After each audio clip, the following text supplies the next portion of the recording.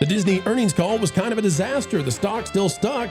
And guess what? Josh D'Amaro, CEO of the House of Mouse, put it plainly in the latest report. They're cutting to the marrow when it comes to Disney+. The streaming service doubling its profits in the last quarter. But how did they do it? Well, it seems to be they're not making anything more for Disney on streaming.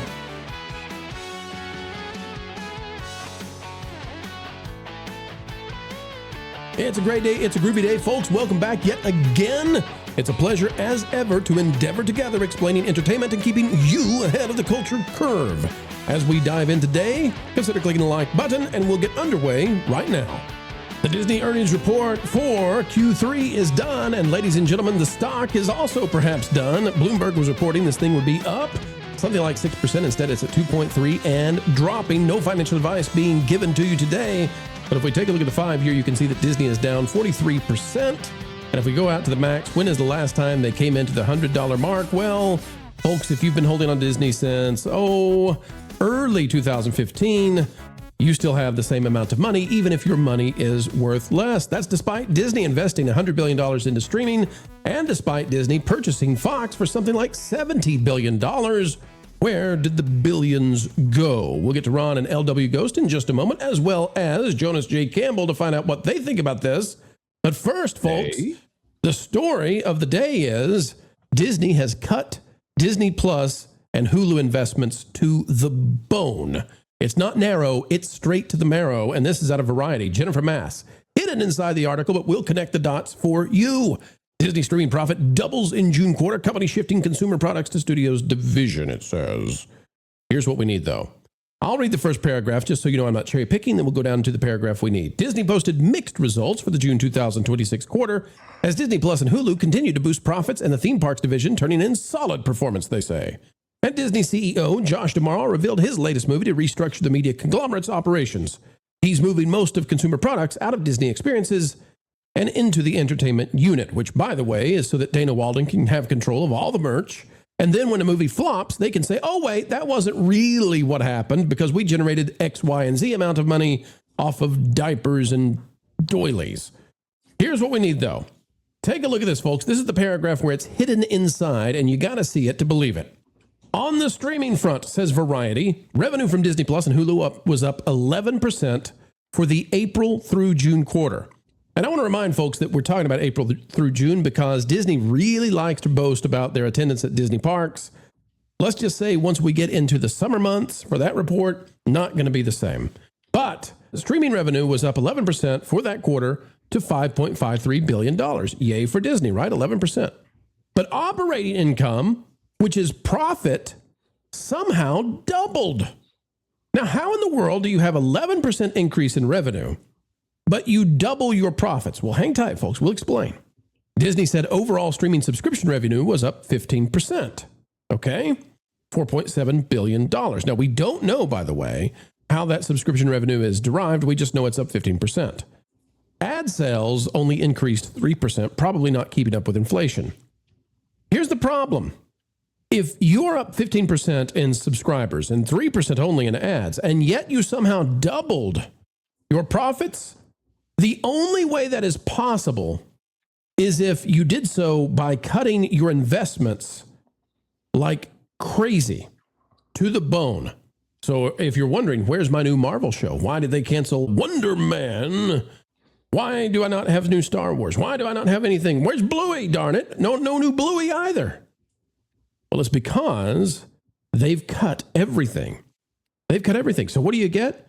Well, right now, you got King of the Hill, and one day, someday, you'll get Ahsoka Season 2.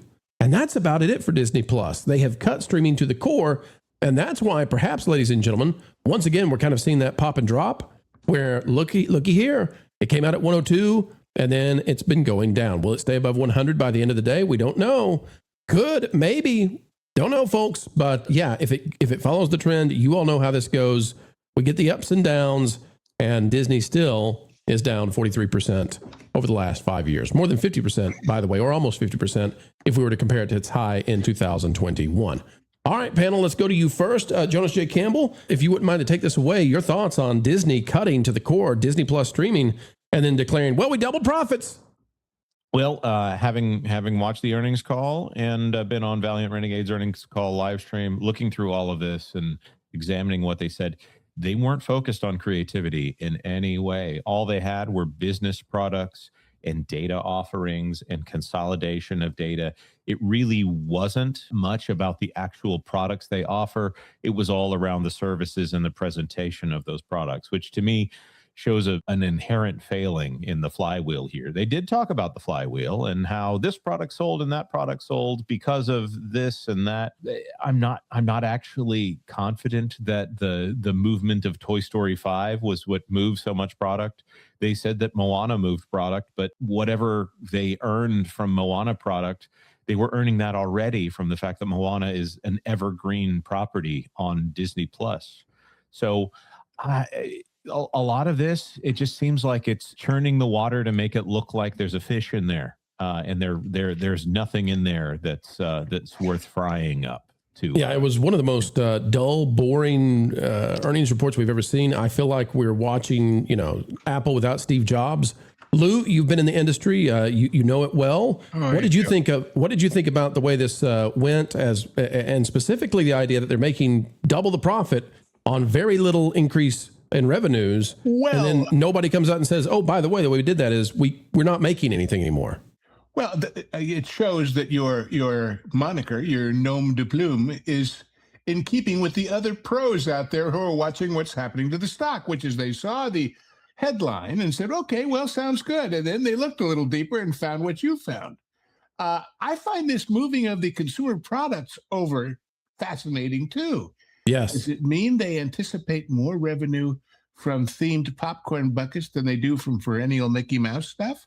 That's a great question. Do the popcorn buckets count as experiences, or do they count as consumer products? Well, but I'm just saying, in the vast panoply of consumer stuff they sell, are they selling more themed to a particular movie than they are to the time-honored classics, And that includes in the parks as well as out there in the world. It also means that she will now be in charge of any contracts that they have with the toy makers. Dana Walden. Yeah. And that'll be kind of interesting, won't it? They'll go, "Oh, hey, there's a new sheriff in town." So like you said, this looks like wonderful top headline, but then when you look behind the curtain, well, they would like you to pay no attention to that man behind the curtain. Lou, what do you think about the idea that the reason they're moving the consumer stuff, the merch, everything into entertainment is because then they can say when a movie flops, "Oh, well, actually, we generated all this money off of Moana diapers." Right, well, nobody went to see it, but the people who did bought a popcorn bucket. Yeah, exactly. Exactly. Basically, bottom line is what you're saying, and that's exactly what it's saying. Ron, there's a lot of smoke and mirrors here. We're looking at all the walls at Walt Disney World. And one of the things that came up during the earnings report, in addition to cutting streaming to its core, I mean, they're not investing at all anymore. One of the things that came up was, Villains Land is this big expansion that's on the way. And, they're going to do great things with that. Ron, I don't get the sense that Villains Land is anywhere close. I mean, it's crazy to me to bring up something in an earnings report for June, of this year that I don't think is going to be finished until the mid 2030s. What did you think about that? What looks like it is almost finished, or very, closing in on being finished, is over at Universal. There's a new Fast and Furious roller coaster that they have, fast tracked, and it's doing really well. At the same time, Villains Land, Cars Land, Piston Peak, it's just a big mound of dirt. This is the latest photo from BioReconstruct from just a few days ago of what Villains Land looks like. I mean, it's just dirt. They destroyed something great to put something in that I think is not going to end up being great. As a matter of fact, they apparently what they're keeping doing, it's almost like Marvel movies. They don't really know what the end game for Villains Land is going to be, and so it keeps changing plans, and I think it will continue to keep changing plans. Probably changes plans as they're doing all this digging, literal digging, realizing that they can't do this or they can't do that, or they have to move this or whatever, because they're still building on Swampland. They had something there that was iconic, that was unique to the Disney World and the Magic Kingdom, and no other theme park has anything like a Rivers of America, Liberty Bell, the Tom Sawyer's Island, and it was a place of refuge inside the park. They could have left it alone, or altered it a little bit and made Piston Peak, made Villains Land. They chose Right. not to do that. They had all the land in the and world. They're doing this, and I don't see Villains Land opening before 2030 at least. No. I could be wrong. Maybe I'm wrong, but No. That said, I think the reason why they're building stuff on top of where there already was stuff is that it means a lot of the infrastructure development is grandfathered in. Remember, they live in a brave new world now of no longer Reedy Creek saying yes, sir, to anything they ask. Going outside, Right. But I had another question about the Disney. But the speed of the snail that they move at, it doesn't make much difference except in the cost. So anyway, I'm sorry. No, you're good. But I had another question about the Disney Plus stuff. Like, Yeah. Disney Plus really flat. But can you imagine a world in which DEI had not been so introduced into the company, where they would have thought through shows based on stories and how we're going to actually go forward and really bring things like the Marvel Cinematic Universe or the Mandalorian even. Imagine had Gina Carano not been fired from the Mandalorian, and those plans that Jon Favreau had could have gone through. I mean, there have been so many mistakes, I think, made by the Disney company based on ideology that have lost the company billions of dollars. Am I saying that wrong? No, I think you're correct, Ron, and I think you make a really good point. The thing I would add to that, or maybe I'm just rephrasing it, is this content was actually fine for watching as a family, and families are starved for things that they can watch together. So all it had to be was inoffensive. And unfortunately, when they went into the political stuff, they had a question in here of whether or not this stuff was going to be offensive to large sections of the population of America for moral reasons. So all of a sudden you've eliminated 4 major pillar franchises with sub franchises because parents don't know whether this stuff is going to be clean. So they don't want to watch it with their kids. And it's an incredible loss that they had so much default viewing that they just threw that away because of their own hubris about their own ideologies. Yeah. And that's the thing, right? They just had to be inoffensive. Lauren, we've talked about this before. They chose to be offensive. Now we're hearing from people who work at Disney that Dana Walden is putting this right back into politics. And the solution seems to be that they're just going to cut investments, just completely cut investments and not make any new stuff. But they'll make it at the box office. And then once they make it at the box office, if it flops, whatever, but they'll kick it on over to Disney Plus. I guess the only plan they have at this point is pray for Spider-Man Brand New Day to make its way to Disney by this holidays, so that they can then say biggest Disney Plus, streaming movie ever.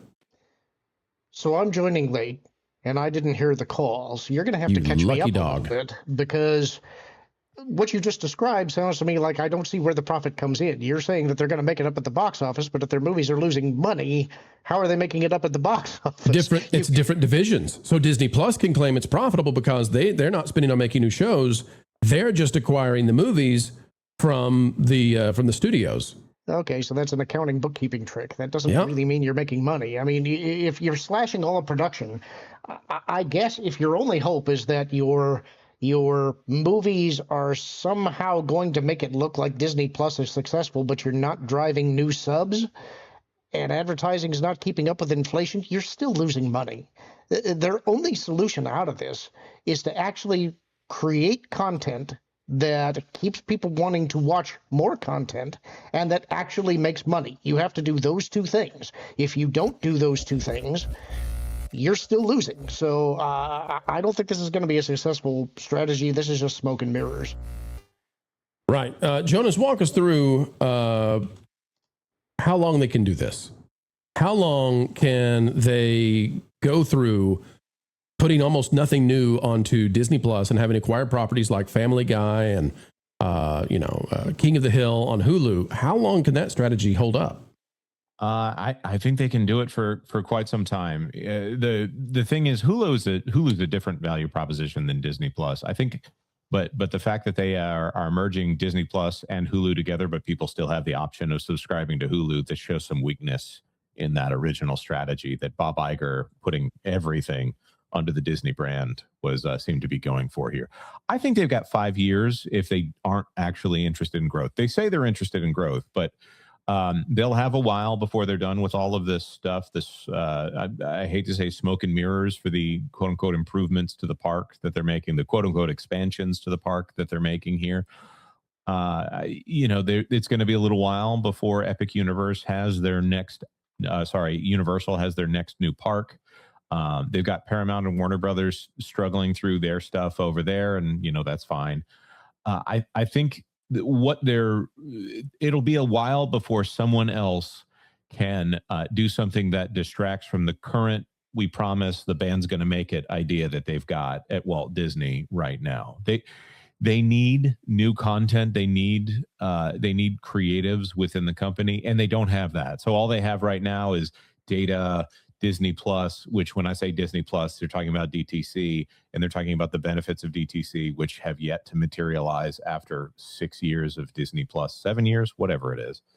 And they just need more to walk Wall Street, to this dog walk down the road. I think the greatest asset to the company right now is the institutional shareholders who don't want to pull the rug out from under Disney, because it's not in their own best interests to be invested in a company that they're going to pull the rug out from under. Yeah, and Ron, as we look at what's going down in the future, years ago, the way Disney picked up subscribers, or they seem to be, was they had Star Wars shows that they announced. I mean, think about all the Star Wars shows. They had Marvel shows. Think about all those. They had Pixar shows that were on Disney Plus. All that's gone. We're down to King of the Hill and Ahsoka season 2 sometime.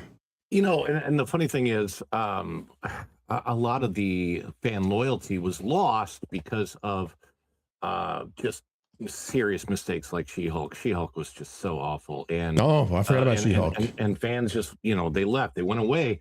So that when you have more interesting, more in-depth properties like Wonder Man, which I actually liked. I thought it wasn't bad. It's very different than what you expect from a superhero property, but Wonder Man was decent, and it really deserved a season 2, but nobody's watching anymore because Disney, people have lost faith in what this company has been producing. A company that had the faith of people for 100 years.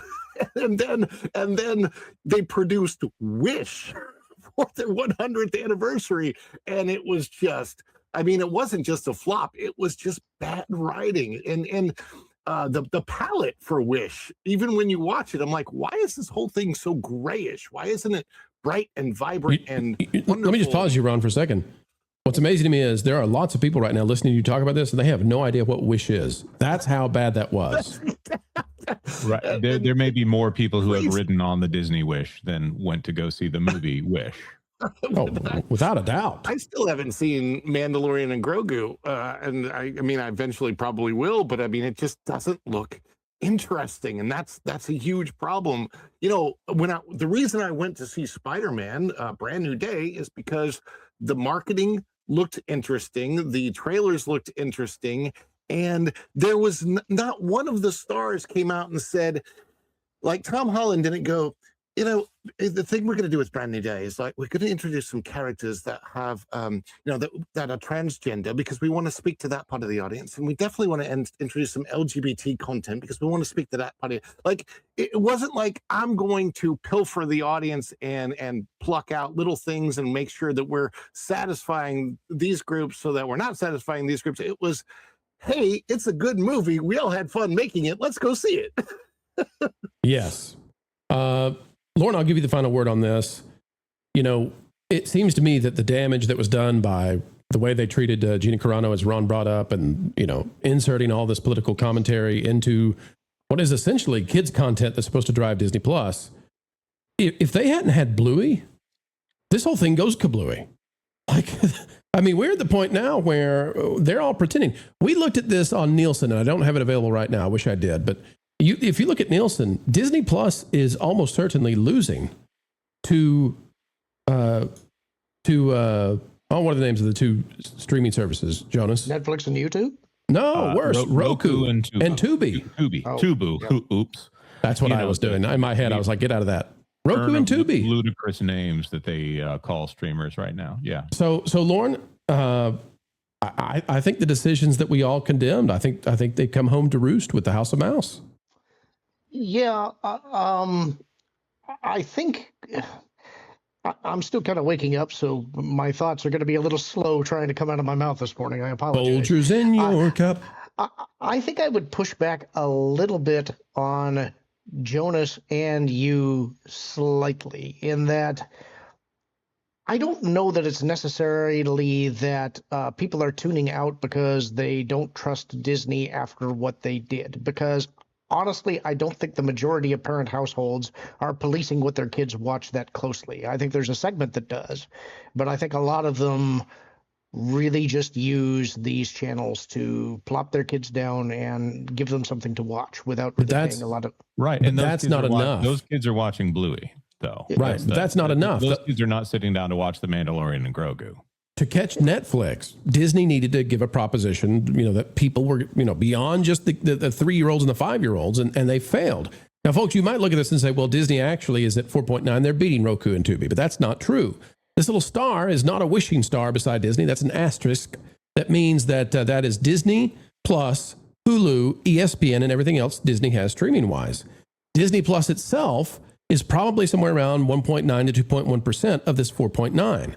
Disney Plus is losing to Prime Video, Roku, Tubi, almost certainly Paramount, and is somewhere down around Peacock. And I said I'd give Lauren the final word, but Jonas, I would be remiss if we missed the opportunity to give you this one. Jonas, in the earnings report, the Q&A, Josh D'Amaro, CEO of Disney, said basically they're sticking with this and they are not going to license the content out to anybody and try to find a new way to make money. What a dumb idea. What a spectacularly dumb idea. So great analysis. That's enough. We're stopping there. No, go ahead, Jonas. The value proposition that he tried to justify here is that owning the customer is more valuable than making money on selling the content, even for a temporary basis somewhere else, which by the way, they've done some licensing on some level. Do you think that Sony is losing a ton of money on Spider-Man Brand New Day because that's going to go to Netflix at some point? By the way, I believe The Force Awakens is still on Stars right now. I don't think that's hurting the movie or Disney's brand identity at this point. They were saying that they want the data from owning a customer from the start to the finish here. They can make deals with whatever streamer they want at a reduced rate in order to get that data, or they can share that data in order to do it. I think this is minimalist thinking in order to justify a faulty business model that owning 100% of a grape is better than owning 25% of a watermelon. If you can make money on your movies, you can make more movies. So this narrative-driven idea that our movies are successful because of Disney consumer products or park activations, all that seems to be is some kind of obfuscation to keep people from realizing what a failure this company currently is, the legacy that they have squandered, the legacy they like to bring up as a marketing tool so much. They're trying to say, oh, well, if we have all of your data, we'll get to market to you better. What are you trying to market? Oh, well, it's the movies. Well, we don't want to make money on the movies because we want to market to you better. No. You're not Amazon. You're not selling me toothpaste. You're not trying to sell me every product in my life. You're trying to sell me movies and theme park tickets and more channels. So unless Disney is priming themselves to be bought out by a larger company that has a much more diverse product offering, and I'm not talking about entertainment when I say this, I'm talking about pharmaceuticals and daily household items and large purchases like cars. Okay, sure. Like, prep yourself to be bought by a Google or a Microsoft or an Amazon or an Apple in order to make a large market play. Otherwise, Disney has lost its only product, which is entertainment and theme parks. Those are just on autopilot until people really get bored with what already exists in the market. I don't know. After that earnings report, I'm pretty darn bored. Lauren? Yeah, I wanted to jump in here because I had a second point that I wanted to make that was tied to the first, and that is that I think a bigger issue here is kind of what we're talking about, the lack of content. You're asking people to pay you a monthly subscription for content that they have either already watched or are not interested in. And with the economy being the way that it is, people are going to subscribe to watch the content they want, and they're going to cancel when they're done with it and go subscribe somewhere else for the content that they want currently. You're not making a value proposition to the customer. Initially, Disney Plus tried to sell itself on being extremely cheap and bundling with your Verizon service to get subscribers on board. But they've continually raised the price since launch, and most of their tiers are now ad-supported, so the value proposition is gone. Their library, unfortunately, is too thin to sustain continued subscriber uptake. So that's the issue. If you're going to cut content creation and just rely on your movies, that ain't enough content to keep people subscribed. It ain't going to work. And remember, folks, if they had just done the simple work of providing people with the kind of content they want, been inoffensive, and not gone crazy firing folks like Gina Carano, this is a company that right now could be competing with Netflix. Instead, analysts are begging them, please put your stuff on Netflix and start making money again. You know, one of the greatest things we get to do each and every day is speak out and reach out to folks who don't know how entertainment works. And frankly, we think entertainment matters so much. It's why we do what we do. And you can help us send this out to even more folks. Click that like button, share, subscribe, and drop a comment down below. And wouldn't you know it, folks, we're even on Patreon. It's www.patreon.com/WDW Pro. We've got to go, but until the next time, keep learning, keep growing, and as always, keep having fun.